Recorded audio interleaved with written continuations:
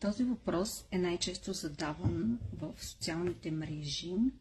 Каква козметика използваш за коса? Мен също много са ме питали.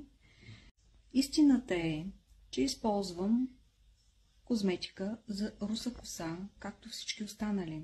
Но според мене трябва да насочите вниманието си към вътрешното хранене, което е много по-важно за организма, не само за косата, за кожата е важно, за мускулите, за всяка една клетка на тялото.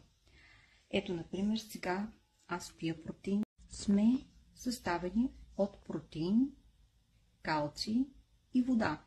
Протеина е необходим както за косата, така и за всяка една клетка на тялото. Не се заблуждавайте, че козметиката може да направи чудеса.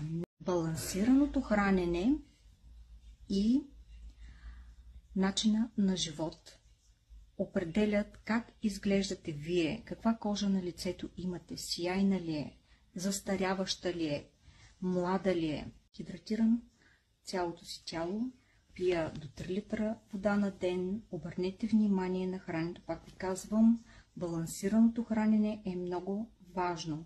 Ако някой иска малко повече информация, може да ме последва. Си протеинчето, пийте до 3 литра вода, хранете се балансирано и вие сами ще откриете каква е разликата преди да започнете този начин на живот и след.